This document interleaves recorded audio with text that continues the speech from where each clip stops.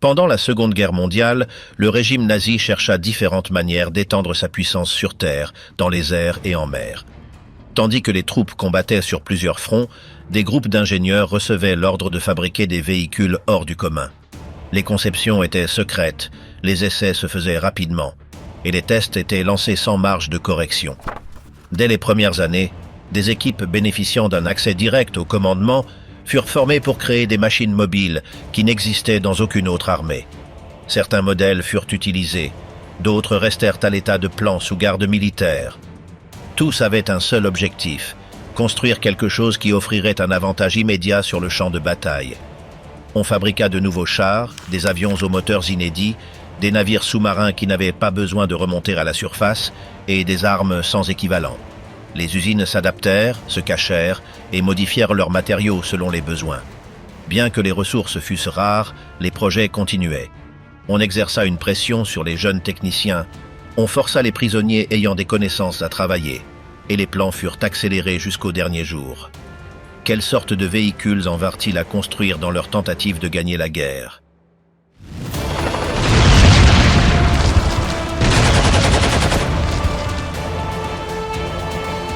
Les monstres blindés du Troisième Reich, chars, trains et machines de guerre. Au cours des années qu'a duré la Seconde Guerre mondiale, le gouvernement nazi investit massivement dans des machines de combat terrestres qui ne devaient pas seulement remplir des fonctions pratiques, mais aussi se distinguer par leur taille et leur puissance. Depuis des plans gigantesques jusqu'à des modèles plus techniques, les autorités allemandes consacrèrent d'énormes quantités de matériaux et de personnel à des engins qui poussaient les capacités de leurs usines à la limite. Les documents techniques de l'époque recensent une longue liste de véhicules blindés et de combat terrestres que le régime tenta de construire, dont beaucoup rencontrèrent des problèmes constants de fonctionnement ou de production en série. L'un des cas les plus frappants fut celui du Panzerkampfwagen Maus, une machine qui porta le concept de char lourd à l'extrême. Son développement débuta en mai 1942, lorsque fut donné l'ordre de construire un véhicule qui dépasserait largement les modèles existants en matière de blindage et de taille. L'entreprise Porsche fut chargée du projet, et en janvier de l'année suivante, elle avait déjà finalisé le dessin de base. Le Maus fut conçu comme un géant capable de transporter un canon de 128 mm, accompagné d'un second de 75 mm.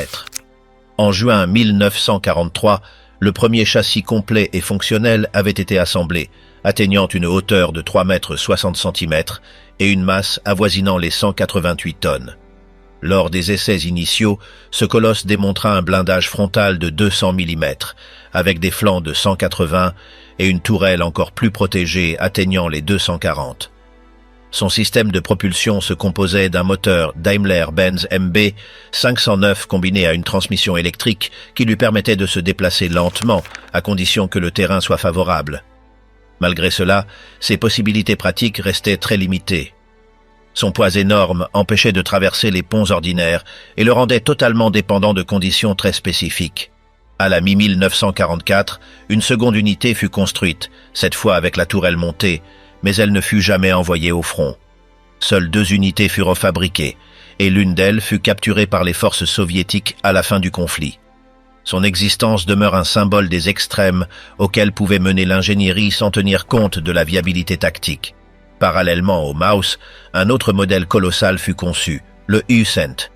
Ce véhicule naquit dans le cadre du programme de standardisation Entwicklung, dont l'objectif était d'unifier les pièces et les structures des chars allemands afin de faciliter leur production et leur maintenance. Le U-Cent devait représenter l'étape suivante dans cette série de véhicules lourds, avec un design intégrant une suspension à barre de torsion et d'énormes roues porteuses. Son poids dépasserait les 130 tonnes et l'on projetait d'utiliser un moteur Maybach HL 230p30 modifié, bien que des options plus puissantes aient également été envisagées pour compenser son volume.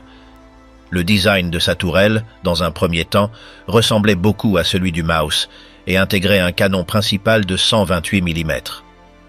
Malgré l'effort pour lui donner un blindage dense et une puissance destructrice comparable, l'un des problèmes fondamentaux résidait dans sa faible mobilité. Bien qu'on estimât sur le papier qu'il pourrait atteindre des vitesses acceptables pour sa masse, les calculs les plus optimistes ne lui accordaient guère plus de 20 km/h, et cela dans des conditions contrôlées. De plus, sa silhouette gigantesque compliquait toute tentative de camouflage et rendait les déplacements sur le champ de bataille très difficiles. Le châssis du premier prototype fut terminé dans les ateliers de la firme Adler vers la mi-1944. Cependant, il ne possédait ni armement ni système moteur fonctionnel. Les essais initiaux furent réalisés avec un moteur provisoire qui ne permettait qu'un déplacement limité et à basse vitesse. L'avancée des troupes alliées sur le territoire allemand interrompit toute possibilité de le compléter. En avril 1945, le véhicule inachevé fut découvert par des soldats américains. Il ne fut jamais engagé au combat. Contrairement au Maus, conçu comme une pièce unique, le Hussent faisait partie d'un projet plus vaste, centré sur la création d'une famille de chars standardisés. Néanmoins, le poids du conflit, le manque de ressources et les énormes contraintes logistiques empêchèrent le projet d'aller au-delà de cette phase initiale. Bien que ces deux exemples représentent l'extrême de l'ingénierie allemande appliquée à la guerre terrestre, ils ne furent pas les seuls véhicules de grande taille employés ou imaginés par le régime. Une autre branche du développement des unités blindées se concentra sur des modèles qui, bien que moins massifs, étaient conçus pour des missions de contrôle de zone, de transport armé ou de soutien aux troupes dans des zones difficiles. Dans ce contexte, émerge un autre type de structure imposante, moins conventionnelle mais extrêmement efficace dans certaines régions du front, les trains blindés. Ces compositions furent créées comme des solutions mobiles de patrouille, de défense et d'attaque sur les voies ferrées. L'Allemagne adapta aussi bien des wagons civils que des modèles spécifiquement conçus pour le combat. Les trains étaient renforcés par des plaques d'acier épaisses et équipés de tourelles de chars, de canons anti-aériens et de pièces d'artillerie à longue portée. Leur mission principale était d'assurer la sécurité des segments ferroviaires exposés au sabotage ou aux incursions ennemies, surtout dans les zones occupées d'Europe de l'Est où les lignes d'approvisionnement étaient constamment attaquées. Chaque wagon remplissait une fonction spécifique au sein du convoi. Certains abritaient des unités d'infanterie, d'autres étaient dédiés aux communications, au commandement ou même à la réparation. Le blindage était adapté au type de menaces auxquelles ils faisaient face et variait selon la localisation géographique. Par exemple, en Pologne et en Union soviétique, les wagons recevèrent souvent des renforts supplémentaires en raison du risque constant d'embuscade. Le personnel à bord était entraîné à intervenir aussi bien depuis l'intérieur du train que lors de manœuvres rapides de débarquement. L'armement intégré dans ces trains pouvait varier considérablement. Certains incorporaient des tourelles extraites de modèles Panzer IV, des canons de 88 mm, des mitrailleuses lourdes, voire des lance-roquettes et des pièces ferroviaires de très gros calibre. Chaque wagon était relié par des passages protégés facilitant les déplacements des soldats sans les exposer au feu ennemi. Cette configuration permettait aux trains de maintenir une cadence de tir constante sans nécessité d'interrompre leur progression. Dans des scénarios spécifiques comme les Balkans ou le front de l'Est, ces formations mobiles se révélèrent utiles en tant que centre de tir et de commandement. Leur taille et leur présence dissuadaient les attaques surprises et aidaient à maintenir ouverts des corridors logistiques essentiels. À certaines occasions, elles étaient envoyées directement dans des secteurs instables afin de renforcer la sécurité des voies ferrées stratégiques ou de soutenir les actions des unités d'occupation. Cependant, leur efficacité diminua progressivement. À partir de 1944, la suprématie aérienne des Alliés transforma ces énormes structures en cibles vulnérables. Nombre d'entre elles furent détruites ou retirées du service en raison de leur faible capacité défensive face aux bombardements. Seuls quelques exemplaires, dotés d'armements anti-aériens et de renforts supplémentaires, continuèrent d'opérer dans des environnements à haut risque. Le reste fut démantelé ou tomba entre les mains de l'ennemi.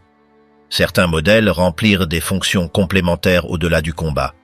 On identifia des unités équipées de systèmes radio, de matériel de projection cinématographique et de personnel chargé d'élever le moral sur les fronts isolés. Ces trains étaient utilisés comme outils de propagande, destinés à maintenir le moral des troupes et à renforcer le discours de puissance que le régime cherchait à projeter. L'inventaire terrestre du Troisième Reich comprenait également des transports à chenilles et semi-chenillés. Conçus pour déplacer du personnel, tracter des pièces d'artillerie ou franchir des terrains difficiles, ces véhicules furent essentiels pour maintenir la mobilité des troupes. L'un des modèles les plus utilisés fut le SDKAFZ 251, déployé dans de nombreux théâtres d'opération. Le design combinait des roues à l'avant avec des chenilles à l'arrière, ce qui garantissait une traction adéquate sans sacrifier la vitesse. Certains de ces transports étaient armés de mitrailleuses ou de canons anti-chars, tandis que d'autres furent adaptés en ambulance, postes de commandement ou unités de liaison. Leur flexibilité opérationnelle en fit des outils de grande valeur, bien que leur protection limitée les rendit vulnérables lors d'affrontements prolongés. La diversité des véhicules terrestres mis en œuvre par l'Allemagne nazie reflétait non seulement une approche technologique ambitieuse, mais aussi une réponse tactique à la nécessité de faire face à différents types de terrains et de combats. Depuis des structures massives comme le Maus et le E100 jusqu'aux trains blindés et transports polyvalents, le régime chercha à couvrir toutes les situations possibles avec des machines spécialisées. Dans chacun de ces développements, on perçoit un schéma commun. La volonté de produire un impact non seulement par la puissance de feu, mais aussi par la taille, la complexité et l'effet visuel de ces créations.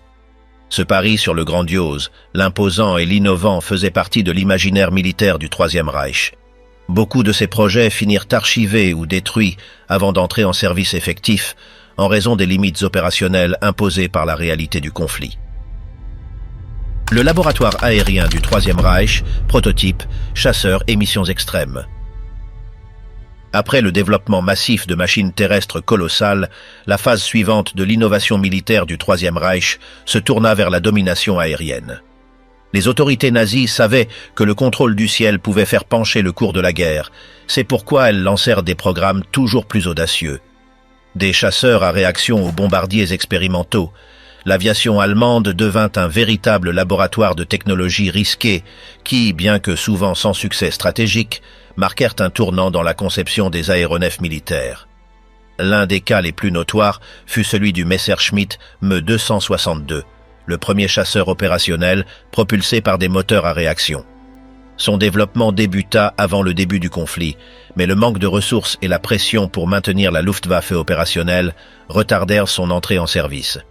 Ce ne fut qu'en 1944 que les premières unités furent prêtes pour des missions réelles.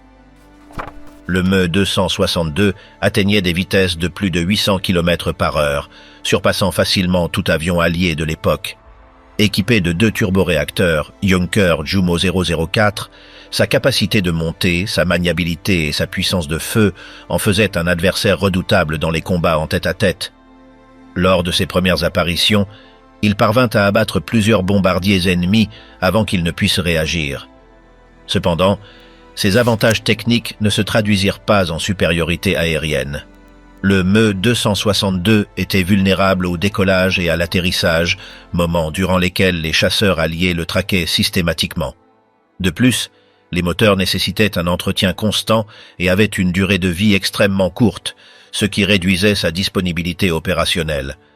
À cela s'ajoutaient les bombardements fréquents sur les usines qui rendaient difficile la production à grande échelle. Un autre obstacle fut la décision de Hitler de transformer le Me-262 en bombardier rapide au lieu de le limiter à des fonctions de chasse. Cette modification entraîna des retards supplémentaires, des ajustements de conception et une perte de temps qui ne put jamais être rattrapée.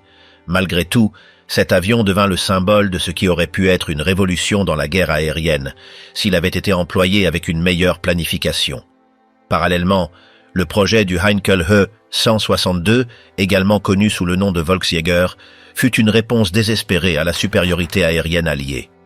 L'idée était de construire un chasseur à réaction bon marché, rapide à produire et piloté par de jeunes membres de la Hitlerjugend ayant reçu une formation minimale.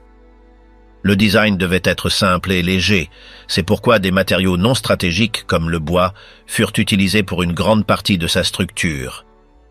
Le E-162 disposait d'un unique moteur BMW 00, 3 placés au-dessus du fuselage. En théorie, sa vitesse et son agilité le rendaient adapté aux interceptions rapides, mais en pratique, les problèmes étaient flagrants. De nombreux exemplaires s'écrasèrent lors des essais en raison de défaillances structurelles ou d'erreurs de pilotage.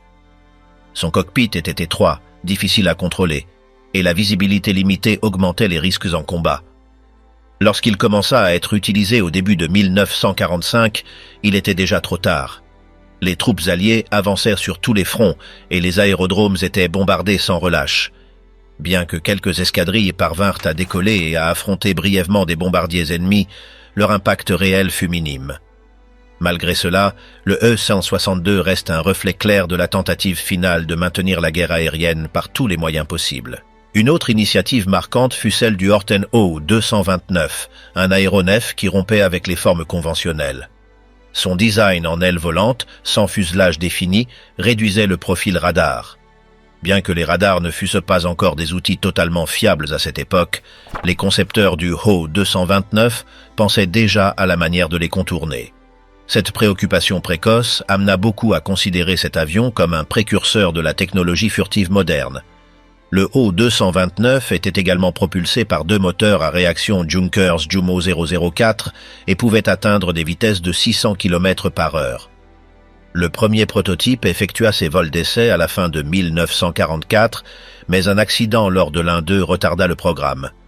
Seuls quelques exemplaires furent construits et aucun ne participa à des opérations réelles. Lorsque les Alliés s'approchèrent des installations où il était assemblé, ils se hâtèrent de capturer les pièces restantes, dont certaines furent envoyées aux États-Unis pour y être étudiées. La conception du O-229 reposait sur des calculs aérodynamiques avancés, et sa structure employait des matériaux composites, ce qui était inhabituel pour l'époque. Sa forme triangulaire sans dérive verticale, combinée à la position interne des moteurs, offrait un avantage en termes de résistance à l'air. Bien qu'il n'ait jamais été testé en combat, sa silhouette annonçait des technologies qui seraient appliquées des décennies plus tard sur des avions comme le B-2 Spirit. Au-delà des chasseurs conventionnels, des véhicules aériens non habités ou à mission suicide furent également conçus. L'un des cas les plus radicaux fut celui du Bachem-Ba 349 Natter. Ce petit engin fusée piloté était destiné à être lancé verticalement depuis une plateforme fixe, à monter rapidement vers les formations de bombardiers alliés, à tirer une salve de roquettes, puis à permettre aux pilotes de s'éjecter en parachute avant que le reste de l'appareil ne s'écrase. Le Natter était fabriqué en grande partie avec des matériaux bon marché, et sa construction pouvait être achevée en très peu de temps. Le pilote n'avait pas besoin d'un entraînement approfondi, car presque toute l'opération était automatisée. Cependant, les essais initiaux révélèrent des défaillances critiques. L'un des vols, réalisé avec un pilote réel, se termina en tragédie lorsque le système de séparation ne fonctionna pas et que le pilote mourut en s'écrasant au sol. L'idée du Natter répondait à la tentative désespérée d'enrayer les bombardements constants sur le territoire allemand, mais sa mise en œuvre fut aussi risquée que limitée. Il ne fut jamais utilisé en combat réel, et seules quelques unités furent construites avant l'effondrement du régime. Malgré cela, le concept de décollage vertical, d'automatisation et d'usage de projectiles guidait en fait un précurseur direct des technologies qui émergeraient après-guerre. Tandis que les modèles les plus avancés exigeaient d'importants investissements et des connaissances techniques complexes, le régime misait aussi sur des solutions plus pratiques pouvant être mises en œuvre rapidement. L'un des exemples les plus notables fut le Focke-Wulf Ta-152, une évolution du célèbre FW-190 qui s'était révélé être un chasseur efficace à différentes étapes de la guerre. Le Ta-152 fut conçu spécifiquement pour intercepter les bombardiers volant à haute altitude. Il était équipé d'un moteur haute performance, le Jumo 213E, qui lui permettait d'atteindre des altitudes supérieures à 12 000 mètres et des vitesses frôlant les 750 km/h. Son fuselage allongé et ses ailes étendues améliorèrent la stabilité en haute altitude, en faisant un adversaire respectable face aux chasseurs d'escorte alliés. Dans les rares missions qu'il parvint à accomplir avant la fin du conflit, le Ta-152 montra des performances impressionnantes, surpassant à plusieurs égards ses équivalents ennemis. Toutefois, son arrivée fut tardive.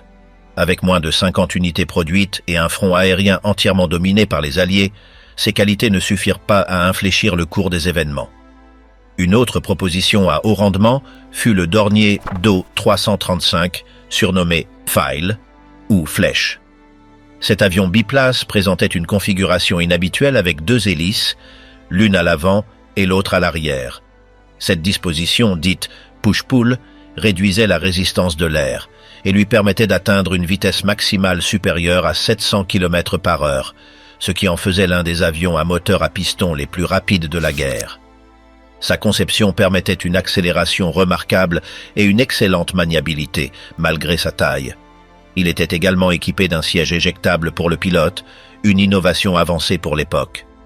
Le Do 335 fut conçu à la fois comme chasseur lourd et comme intercepteur, et certains modèles furent adaptés à la reconnaissance. Malgré ses performances exceptionnelles, sa production fut extrêmement limitée. Seules quelques dizaines d'unités furent opérationnelles avant la fin du conflit. L'idée de combiner vitesse, puissance de feu et polyvalence dans un seul appareil reflétait la volonté de regagner l'initiative aérienne perdue. Mais comme ce fut le cas pour de nombreux autres modèles, les bombardements sur les usines, le manque de ressources et la pression du régime en pleine désintégration empêchèrent le Do 335 d'être déployé à grande échelle. Dans le domaine le plus expérimental, émergea le concept du Lippisch P-13A, un aéronef au design radical qui cherchait à exploiter le principe aérodynamique des ailes delta. Le projet proposait un avion sans partie mobile visible, propulsé par un moteur à réaction alimenté par de la poussière de charbon. Cette proposition visait à contourner la pénurie de carburant liquide dans les dernières phases du conflit. Le fuselage du P-13 a été triangulaire, sans gouverne conventionnelle, ce qui impliquait un système de contrôle totalement différent de celui des chasseurs traditionnels. Des modèles réduits et quelques prototypes pour essais en soufflerie furent construits, mais aucun vol réel ne fut jamais réalisé. Malgré cela, sa configuration influença par la suite le développement d'avions supersoniques durant la guerre froide. D'autres propositions tout aussi inhabituelles furent également envisagées, comme le Blohm+Voss BV-141, un avion de reconnaissance asymétrique qui rompait avec les règles de la symétrie aérodynamique. Ce modèle possédait une nacelle de pilotage décentrée, placée sur le côté du moteur et des ailes. Cette disposition permettait à l'observateur d'avoir une vue dégagée du terrain depuis la verrière. Bien que les premiers vols aient été réussis et que sa maniabilité fût acceptable, des problèmes dans l'attribution de moteurs plus puissants empêchèrent à la poursuite du projet. Quelques unités furent produites, mais il ne devint jamais un avion standard. Sa forme singulière reste un sujet d'étude pour les ingénieurs et les passionnés d'aviation. Une autre initiative particulière fut celle du Fieseler Fi 103, plus connu sous le nom de V1, qui, bien qu'il ne fût pas un avion au sens traditionnel, remplissait des fonctions offensives aériennes. Il s'agissait d'un missile de croisière autopropulsé pouvant être lancé depuis des rampes terrestres ou même depuis des bombardiers modifiés. La V1 volait à une vitesse constante et produisait un bourdonnement caractéristique grâce à son moteur pulsoréacteur. Sa marge d'erreur était élevée et sa charge explosive limitée, mais l'impact psychologique qu'elle provoquait sur les populations britanniques fut considérable. Le premier tir réussi eut lieu en 1944, et pendant plusieurs mois, les villes britanniques furent la cible de ces projectiles. Bien que de nombreuses V1 aient été abattues par des chasseurs ou des systèmes anti-aériens, un pourcentage parvint à frapper des zones urbaines. Les V1 représentaient une forme rudimentaire de guerre automatisée, et leur faible coût de production permettait d'en fabriquer des centaines en peu de temps. Au-delà de leur efficacité tactique, l'existence de ces armes indiquait un changement radical dans la manière de concevoir le combat. Il devenait possible d'attaquer sans exposer directement les pilotes ni mobiliser de grandes flottes. Au milieu de l'effondrement total du front, les ingénieurs allemands continuèrent de développer des concepts aériens non conventionnels. L'un des projets les plus étranges fut le SAC AS-6, un aéronef expérimental de forme circulaire qui tentait de décoller comme un avion classique, mais avec une structure ressemblant davantage à un disque. Le design reposait sur des idées rudimentaires de portance, générées par des corps en rotation, bien que les essais aient rapidement démontré son inutilité. Il ne réussit jamais à effectuer un vol, et resta une curiosité technique reléguée aux archives des prototypes ratés. Un autre modèle singulier fut le DFS 346, conçu comme un avion de reconnaissance supersonique destiné à voler à très haute altitude. Il possédait une forme allongée, des ailes en flèche et un profil extrêmement fin. Le projet prévoyait que l'appareil soit remorqué par un autre avion jusqu'à une altitude élevée, d'où il se détacherait pour poursuivre sa trajectoire à grande vitesse avec l'aide de fusées. Sa structure incluait un cockpit pressurisé et des commandes spéciales adaptées aux vitesses extrêmes. Bien que le design fût capturé par les soviétiques avant son achèvement, ceux-ci reprirent le concept des années plus tard et l'essayèrent dans leur propre programme de recherche aérodynamique. Dans une tentative de renforcer la portée stratégique, naquit le projet du Messerschmitt. Me 264, un bombardier à long rayon d'action surnommé officieusement le Bombardier Amérique. Il était conçu pour traverser l'Atlantique, frapper le sol américain, puis revenir sans ravitaillement. Il disposait de 4 moteurs et d'une structure optimisée pour les vols prolongés. Les premiers essais du prototype révélèrent un certain potentiel, mais les priorités changeantes et le manque de ressources empêchèrent le projet de dépasser le stade du développement. Seules quelques unités furent construites et aucune ne participa à des opérations réelles. On conçut également des avions destinés à des missions d'observation tactique.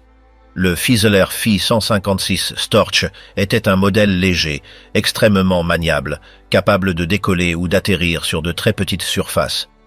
Bien qu'il n'ait pas eu un aspect futuriste ni été conçu pour le combat direct, sa polyvalence en fit un outil clé pour les missions de liaison, d'évacuation médicale et de reconnaissance rapprochée. Son aile haute et son train d'atterrissage fixe lui conféraient une stabilité exceptionnelle, permettant des opérations sur des terrains improvisés ou en zones montagneuses. Ce fut l'un des rares appareils utilisés intensivement du début à la fin de la guerre. Parmi les bombardiers innovants, l'Aradoar 234 se distingua en tant que premier bombardier à réaction de l'histoire. Cet appareil utilisait 2 moteurs placés sous les ailes, atteignait des vitesses allant jusqu'à 700 km/h et opérait à des altitudes rendant sa détection difficile. Sa structure était élancée, avec un cockpit entièrement vitré en position frontale et un train d'atterrissage escamotable. Sa mission principale était la reconnaissance, mais il fut également adapté pour des attaques ciblées. Sa vitesse lui permettait d'échapper aux chasseurs alliés, bien que sa capacité d'emport fût limitée. Malgré cela, il devint l'un des modèles les plus avancés de l'arsenal allemand.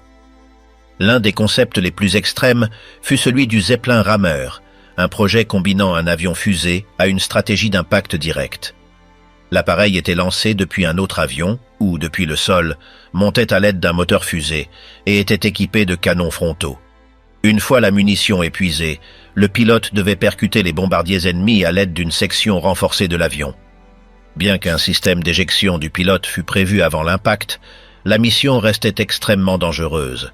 Il ne dépassa pas le stade de la conception, mais reflétait le niveau de désespoir qui régnait dans la phase finale du conflit. Le Heinkel 274 fut une autre tentative de construire un bombardier de haute altitude, dérivé cette fois du He-177, mais avec une structure plus moderne. Il intégrait des moteurs puissants, un cockpit pressurisé et un fuselage profilé. Son objectif était de voler au-dessus de la portée des chasseurs ennemis pour exécuter des missions de bombardement en profondeur. Le prototype était presque achevé lorsque les troupes alliées occupèrent l'usine de production en France. Malgré son état avancé, il ne fut jamais utilisé par la Luftwaffe. Parmi les projets les moins connus figure le Junkers EF-128, une proposition avancée pour un chasseur à haute performance doté d'ailes en delta inversé. Il faisait partie du programme d'urgence lancé en 1945 visant à produire en un temps record des chasseurs à réaction de nouvelle génération.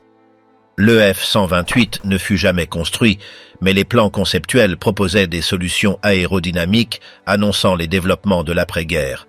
Les ailes inclinées vers l'avant, l'entrée d'air dorsale et le cockpit intégré témoignaient d'une recherche constante d'efficacité en vol et de discrétion relative. Des idées allèrent également au-delà de l'espace aérien terrestre. Le Silbervogel, ou Oiseau d'argent, fut un projet théorique de bombardier suborbital capable de décoller à l'aide d'un rail d'accélération, d'atteindre la haute atmosphère, puis de rebondir sur celle-ci comme en vol plané, jusqu'à frapper des cibles éloignées. Le concept, développé par Eugen Senger, était si en avance sur son temps qu'il s'apparentait davantage à un vaisseau spatial qu'à un avion. Bien qu'il ne fût jamais construit, certains de ses principes techniques influencèrent plus tard les recherches sur les vols hypersoniques et les missiles balistiques intercontinentaux. On proposa même le développement d'avions amphibies spécialisés pour l'infiltration. Le Blohm & Voss BV-222 était un hydravion de grande taille, utilisé principalement pour le transport sur les routes maritimes. Sa capacité de charge et son autonomie étaient remarquables, mais ce qui frappait le plus était sa taille colossale et sa structure renforcée pour des opérations dans des zones éloignées. Certaines versions furent adaptées à la reconnaissance navale et à l'évacuation médicale. Malgré son gabarit, il parvint à opérer sans difficulté dans des environnements hostiles. Certains ingénieurs, voyant les options conventionnelles épuisées, se tournèrent vers des combinaisons peu orthodoxes. Le Heinkel E162E, par exemple, associait un moteur à réaction et un moteur à piston, dans une tentative de combiner les avantages des deux types de propulsion. L'objectif était de bénéficier à la fois d'une plus grande autonomie avec un système et d'une poussée explosive avec l'autre, mais les essais ne dépassèrent jamais les premières phases. Le temps, la logistique et la pression militaire rendirent toute mise en œuvre impossible. Ces projets, bien que disparates et d'une viabilité inégale, témoignent d'une obsession constante de dépasser les limites de l'aviation conventionnelle. Le Troisième Reich multiplia ses efforts en prototypes, essais et conceptions allant du fonctionnel à l'extravagant, laissant derrière lui un héritage technique qui, sans avoir déterminé l'issue du conflit, influença pourtant le développement futur de la technologie militaire et aérospatiale. Les secrets de l'océan Asie, sous-marins, missions suicidaires et prototypes uniques. Alors que l'offensive aérienne du Troisième Reich se dissipait dans le ciel et que les expérimentations balistiques avançaient sur Terre, une troisième ligne technologique se développait silencieusement sous la surface de la mer. La guerre dans les océans n'était pas une nouveauté pour l'Allemagne, mais le régime misait sur la transformation de ses capacités sous-marines avec des modèles plus rapides, plus efficaces et plus difficiles à détecter. À mesure que les convois alliés renforcèrent leur défense, les commandements navals allemands cherchèrent des solutions radicales pour reprendre l'initiative dans l'Atlantique et au-delà. L'exemple le plus marquant de cette ambition technique fut celui des sous-marins dits type 21. Ces submersibles représentaient une rupture totale avec leurs prédécesseurs, tant en vitesse sous-marine qu'en autonomie et en capacité offensive. Le développement du type 21 ne fut ni progressif ni limité à quelques prototypes. Une production en série fut planifiée afin de remplacer la majorité des modèles antérieurs. Sa forme plus allongée et aérodynamique permettait une navigation sous-marine bien plus stable et rapide. L'une de ses principales innovations résidait dans l'intégration de batteries de grande capacité alimentant des moteurs électriques puissants, ce qui leur permettait de rester immergés pendant de longues périodes sans remonter à la surface. Contrairement aux U-boots traditionnels qui opéraient majoritairement en surface et ne plongeaient que pour attaquer ou fuir, le type 21 était conçu pour fonctionner presque constamment sous l'eau. Ce changement bouleversait complètement les règles de la guerre sous-marine. En plus de sa vitesse, qui dépassait les 17 nœuds en plongée, bien supérieure à tout autre sous-marin de l'époque, ces modèles étaient équipés d'un système de rechargement rapide des torpilles. En quelques minutes, ils pouvaient tirer plusieurs salves, augmentant considérablement leurs chances de couler des navires ennemis avant d'être repérés. Ils comprenaient également des sonars améliorés, des systèmes de contrôle automatique et un kiosque plus bas, conçu pour réduire leur silhouette en surface. L'intention initiale était de fabriquer des centaines de ces sous-marins afin de rétablir le contrôle de l'Atlantique, mais les difficultés logistiques, les bombardements des chantiers navals et la pénurie de matériaux empêchèrent la concrétisation de cet objectif. Bien que plus d'une centaine d'unités aient été achevées, seules quelques-unes entrèrent en service avant l'effondrement total du régime. Ces rares exemplaires opérationnels n'eurent pas le temps nécessaire pour marquer une différence stratégique, bien qu'ils aient démontré que l'Allemagne était technologiquement en avance dans le domaine sous-marin. Parallèlement au type 21, une version plus petite fut développée, le type 23. Cette classe de sous-marins était destinée aux missions côtières, en particulier dans la mer du Nord et la Manche. Sa taille réduite permettait une construction plus rapide et à l'instar de son grand frère, il était conçu pour fonctionner presque exclusivement en immersion. Il ne disposait que de 2 torpilles et d'un équipage minimal, ce qui le rendait idéal pour des attaques brèves et précises près des côtes ennemies. La maniabilité du type 23 était remarquable. Il pouvait naviguer à des vitesses surprenantes en plongée et possédait une signature acoustique très faible, ce qui compliquait grandement sa détection. Ces modèles furent employés dans les dernières phases du conflit et, bien qu'en nombre limité, réussirent à couler plusieurs navires marchands alliés en un temps record. Les équipages qui les utilisèrent soulignèrent leur silence, leur stabilité et leur facilité de manœuvre par rapport aux classes précédentes.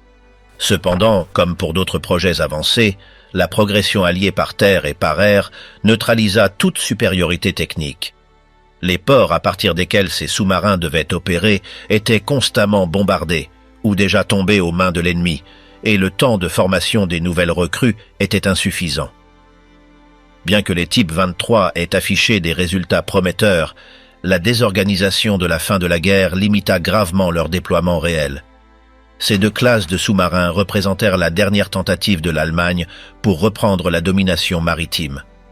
Arrivés trop tard pour influencer de manière décisive le conflit, leurs avancées technologiques furent néanmoins analysées et adaptées par les puissances victorieuses après la guerre. Les États-Unis et l'Union soviétique tirèrent parti des plans, des prototypes capturés et de l'expérience des ingénieurs allemands pour renforcer leur propre programme sous-marin dans les années qui suivirent. Mais les avancées du Troisième Reich dans le domaine naval ne se limitèrent pas aux modèles grands et sophistiqués. Dans les phases suivantes du développement militaire, les stratèges allemands promurent des solutions plus extrêmes, notamment des embarcations minuscules destinées à des missions suicides ou à des sabotages ciblés. Ces projets répondèrent directement à la perte de contrôle en haute mer, et leur déploiement impliquait un risque maximal tant pour les opérateurs que pour les infrastructures navales ennemies. À mesure que les forces allemandes perdèrent du terrain sur tous les fronts, le haut commandement naval décida de miser sur des embarcations plus petites, peu coûteuses et faciles à dissimuler. C'est ainsi qu'émergea l'ère des sous-marins de poche, conçus pour des opérations d'attaque rapide, de sabotage ou d'infiltration dans des ports fortement protégés. Ces appareils ne visaient pas à remplacer les grands U-boots, mais à servir de soutien tactique pour des missions spécifiques et de courte portée.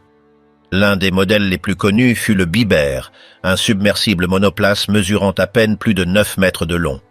Sa conception était extrêmement basique. Une structure simple, une torpille de chaque côté, et un petit habitacle pour l'unique occupant. Malgré sa fragilité et son autonomie réduite, des centaines d'unités furent produites en très peu de temps. Ces mini-sous-marins furent principalement utilisés pour des missions contre des ports britanniques ou des navires à l'ancre près des côtes. Le Biber présentait de graves défauts. Sa maniabilité était limitée, les systèmes de navigation rudimentaires et la visibilité pour l'opérateur quasi inexistante. Beaucoup coulèrent avant même d'atteindre leur objectif en raison de problèmes techniques ou de l'inexpérience des pilotes, qui ne recevaient souvent que quelques semaines de formation. Malgré ces lacunes, les autorités continuèrent à le produire en masse en raison de son faible coût et de sa simplicité d'assemblage. Une proposition plus avancée fut le Seehund, un sous-marin de poche biplace qui corrigeait plusieurs des défauts du modèle précédent. Bien qu'il restât de taille réduite, son système de propulsion était plus fiable, il disposait d'instruments de navigation plus précis et son autonomie permettait des missions plus longues. Le Seehund transportait 2 torpilles et pouvait plonger plus profondément que le Biber, rendant sa détection plus difficile. Les premiers Seehund entrèrent en action durant l'hiver 1944, attaquant les routes maritimes dans la Manche. Certaines de ces embarcations réussirent à frapper des navires ennemis, mais leur nombre était insuffisant pour changer le cours des événements. Toutefois, la résistance de leurs coques, leur agilité et leur profil bas en firent l'un des véhicules navals allemands les plus efficaces de cette dernière phase du conflit. D'autres propositions encore plus audacieuses virent également le jour, comme le Molch, un mini-sous-marin monoplace conçu à l'origine comme appareil d'entraînement. Avec le temps, il fut modifié pour exécuter des missions réelles, bien que ses limitations fussent évidentes. Sa faible profondeur opérationnelle, l'absence de système défensif et sa lenteur à plonger le rendaient extrêmement vulnérable. Malgré cela, il fut déployé dans des missions réelles en eau côtière. Un autre modèle singulier fut le Neuger, une torpille habitée qui consistait essentiellement en une tourelle avec un viseur fixé au-dessus de 2 torpilles, l'une servant de moteur et l'autre comme arme. Le pilote se trouvait dans un compartiment scellé situé au-dessus de la torpille de guidage, sans possibilité de s'immerger au-delà de la surface. Ce système le rendait extrêmement vulnérable à toute attaque, mais lui permettait aussi de s'approcher discrètement de navires ennemis à l'ancre ou se déplaçant lentement. Les opérateurs du Neuger étaient pratiquement des kamikazes. Le taux de survie lors de ces missions était extrêmement faible. Nombre d'entre eux ne revenaient même pas à leur point de départ. Malgré cela, certains de ces engins parvinrent à couler des navires alliés, ce qui incita le régime à poursuivre leur production. Le fait qu'un pilote accepte de monter dans un tel appareil reflétait le niveau de désespoir atteint par la marine du Troisième Reich. Des versions améliorées furent également développées, comme le Marder, qui pouvait plonger brièvement et tenter de s'échapper après le lancement de sa torpille. Bien que ses conditions d'opération restassent précaires et que son taux de succès demeura faible, le Marder représentait une légère avancée technique par rapport au Neger. À la fin du conflit, ces unités étaient lancées par dizaines lors d'opérations nocturnes, souvent sans même qu'un objectif précis n'ait été confirmé. Ces sous-marins de poche, dans l'ensemble, n'obtinrent jamais une efficacité durable. Malgré quelques réussites ponctuelles, le manque d'entraînement, la faible coordination et la supériorité alliée en matière de détection anti-sous-marine limitèrent considérablement leur impact. Leur existence témoigne toutefois d'une phase du conflit où le régime misait sur n'importe quelle ressource, quels que soient les risques ou l'efficacité prouvée. Ce qui frappe le plus à cette étape, c'est la combinaison entre technologie rudimentaire et décisions suicidaires. Nombre des opérateurs savaient qu'ils ne reviendraient pas et embarquaient malgré tout avec des instructions claires, faire exploser leurs charges s'ils étaient capturés. Ce qui avait été une guerre technologique devint, dans les derniers mois, une guerre d'usure sans retour, où chaque mini-sous-marin représentait un pari désespéré contre le temps. Face à la pression militaire croissante des Alliés, les commandements navals du régime allemand commencèrent à chercher des alternatives combinant le meilleur des deux mondes, la vitesse en surface et la capacité de dissimulation sous l'eau. De ce besoin naquirent les véhicules marins hybrides, des machines conçues pour évoluer avec plus de souplesse en mer tout en échappant au système de surveillance. L'un des projets les plus singuliers dans ce domaine fut le Schwertwal, également appelé baleine tueuse. Cet engin mêlait les concepts de vedettes lance-torpilles et de submersibles légers. Il avait l'apparence extérieure d'un petit navire rapide, mais pouvait s'immerger partiellement pendant de courtes périodes. En théorie, il devait s'approcher à grande vitesse des navires ennemis, tirer ses torpilles, puis plonger légèrement pour fuir sans être repéré. Le problème du Schwertwal résidait dans sa fragilité. Il ne résistait pas à la pression des profondeurs, son coque était trop fine et sa capacité d'immersion était si limitée qu'il ne pouvait se cacher que pendant quelques secondes. Malgré cela, son design offrait une possibilité, transférer la mobilité d'une vedette rapide à l'environnement sous-marin. Seuls des prototypes furent construits et il n'entra jamais en service actif, mais le concept survécut dans des développements ultérieurs hors d'Allemagne. Une tentative similaire fut celle du Delphin, un petit sous-marin monoplace conçu pour être lancé depuis un U-boot conventionnel ou depuis la côte. Sa forme aérodynamique et sa petite taille lui permettèrent de se déplacer à grande vitesse sous l'eau sur de courtes distances. Il transportait une torpille légère et avait pour mission de s'approcher au plus près d'une cible à l'ancre, afin de l'attaquer par surprise. Le Delphin était considéré comme idéal pour les zones côtières fortement défendues, car sa faible signature acoustique le rendait difficile à détecter. Cependant, son opérationnalité était extrêmement limitée. L'autonomie était minimale, il ne possédait aucun système défensif et toute panne moteur contraignait le pilote à abandonner la mission ou à mourir par manque d'oxygène. La majorité des modèles construits ne dépassèrent pas la phase de test et ne furent jamais déployés en combat réel. Des plateformes mobiles capables de transporter des charges explosives vers des installations maritimes furent également développées. Un exemple en est le Linsen, une vedette explosive sans pilote, commandée à distance depuis une autre embarcation proche. Ce véhicule était conçu pour naviguer à grande vitesse jusqu'à sa cible et exploser à l'impact.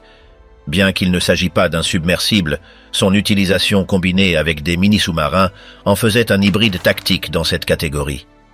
Les attaques au Linsen étaient généralement menées de nuit ou dans des conditions de faible visibilité.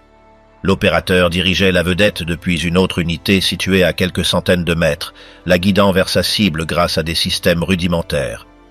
Le succès reposait presque exclusivement sur l'effet de surprise. Souvent, les défenses côtières détectaient l'embarcation avant qu'elle n'atteigne sa cible.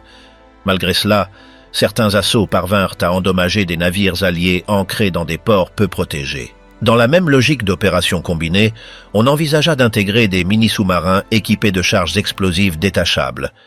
Ces systèmes consistaient en une petite mer qui transportait une bombe sous sa coque. Une fois proche de l'objectif, la charge était libérée via un mécanisme simple et s'attachait au fond du navire ennemi à l'aide d'aimants.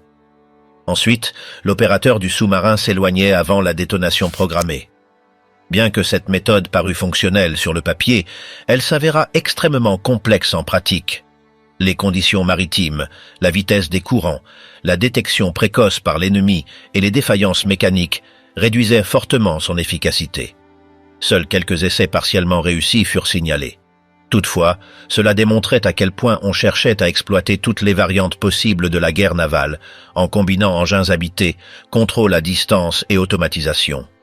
Le développement de ces véhicules hybrides répondait à une réalité stratégique. La marine allemande traditionnelle était complètement dépassée. Incapable de rivaliser en nombre ou en tonnage, la seule solution résidait dans la conception de systèmes rompant avec les règles classiques du combat naval. L'objectif était d'attaquer à l'aide de dispositifs si petits et agiles qu'ils seraient impossibles à intercepter à temps ou si novateurs que l'ennemi ne saurait comment s'en défendre. Le résultat fut une combinaison de créativité technique, de contraintes matérielles et de pression extrême pour obtenir des résultats immédiats. Nombre de ces engins ne dépassèrent jamais la phase expérimentale, mais ils marquèrent le début d'une nouvelle mentalité dans la guerre maritime, celle de l'attaque surprise menée avec des machines légères, autonomes ou à équipage réduit, capables de frapper rapidement et de disparaître avant d'être repérées. Dans la phase finale du conflit, alors que les fronts s'effondraient et que la flotte allemande était réduite à sa plus simple expression, les commandements navals eurent recours à des tactiques extrêmes pour tenter de ralentir l'avancée alliée par mer. Parmi celles-ci, l'idée fut envisagée d'utiliser des armes contrôlées par des opérateurs humains, servant littéralement de torpilles vivantes. Ce n'était pas une stratégie inédite, mais elle atteignit un degré de développement particulier sous le régime nazi. L'un des modèles les plus marquants fut le torpille habité High, qui combinait une vitesse accrue, une capacité d'immersion moyenne et une meilleure maniabilité. Toutefois, lorsque le modèle fut prêt pour les essais réels, la situation militaire était déjà critique. Il n'y eut pas le temps d'en lancer une production massive, et seules quelques unités furent fabriquées sans être jamais utilisées en opération. Son design fut néanmoins documenté et conservé pour des analyses ultérieures. La logique derrière ces engins était dictée par la pression constante d'obtenir des résultats immédiats à faible coût. Il n'y avait plus de ressources pour construire de grands sous-marins, ni pour former de nouveaux équipages complets. C'est pourquoi on opta pour des appareils minimaux, ne nécessitant qu'un seul opérateur volontaire, prêt à affronter presque certainement la mort. Cette idée, bien que pragmatique dans ce contexte, suscitait une forte tension éthique même au sein des rangs allemands. Parallèlement à ces systèmes, d'autres méthodes d'attaque impliquant également un risque extrême pour les opérateurs furent expérimentées. Parmi elles figuraient les mines dirigées manuellement, de petites embarcations chargées d'explosifs devant être placées près de la coque d'un navire ennemi. Dans certaines versions, l'opérateur devait rester à bord jusqu'au moment de l'impact, transformant ainsi la mission en une exécution directe. La comparaison avec des pratiques similaires utilisées par d'autres puissances, comme les attaques kamikazes dans le Pacifique, était inévitable. Toutefois, à la différence de ces cas, l'Allemagne ne prônait pas officiellement le sacrifice volontaire comme doctrine. En théorie, les opérateurs devaient revenir vivants si la mission le permettait. En pratique, cela arrivait très rarement. Bon nombre des jeunes recrutés pour ces missions provenaient d'unités navales sans expérience ou étaient sélectionnés parmi du personnel inapte au service sur des bâtiments traditionnels. Ils recevaient une formation brève et intensive, centrée exclusivement sur la manipulation du véhicule assigné. Ils ignoraient souvent les détails du contexte tactique global. On leur promettait qu'ils avaient des chances réelles de survie, promesses rarement tenues. Malgré les résultats limités, le régime poursuivit jusqu'au bout avec ce type de méthode. Il fut même question de plans visant à attaquer des convois alliés au moyen de vagues de torpilles humaines lancées depuis différents points de la côte. Aucune de ces opérations ne vit le jour, faute de temps, de matériel et de conditions logistiques. Pourtant, les documents et rapports conservés montrent que le pari sur ces systèmes fut constant durant les derniers mois du conflit. Les torpilles habitées et les missions suicides illustrent à quel point la capacité opérationnelle navale du régime s'était détériorée. Ce qui fut autrefois une flotte capable de menacer l'ensemble de l'Atlantique se retrouva à dépendre de dispositifs rudimentaires embarquant une seule personne, sans défense ni issue. Le passage des cuirassés imposants à ces capsules minimalistes marqua le point final d'une stratégie désespérée, sans espoir de succès. Lorsque l'armée allemande capitula, les Alliés découvrirent les vestiges de plus de 100 prototypes de guerre avancés disséminés dans des hangars, des usines souterraines, des tunnels et des bases portuaires. Certains avions n'avaient jamais été utilisés, plusieurs sous-marins étaient à moitié assemblés et d'autres systèmes n'existaient encore qu'à l'état de plan. Dans des installations comme Nordhausen, Peenemünde, Wiener Neustadt ou les mines d'Altaussee, les équipes envoyées mirent au jour des trains blindés camouflés, des chars à tourelles doubles, des avions sans dérive verticale et des fusées prêtes au lancement. Plus de 1000 tonnes de pièces, de croquis et de sections de fuselage furent évacuées par les Américains, les Britanniques et les Soviétiques. Rien que pour le modèle F2, plus de 5000 unités avaient été produites. Du Messerschmitt. Me 262, au moins 1400 exemplaires étaient en cours de fabrication à la fin de la guerre. Pour le sous-marin de type 21, moins de 100 entrèrent effectivement en service.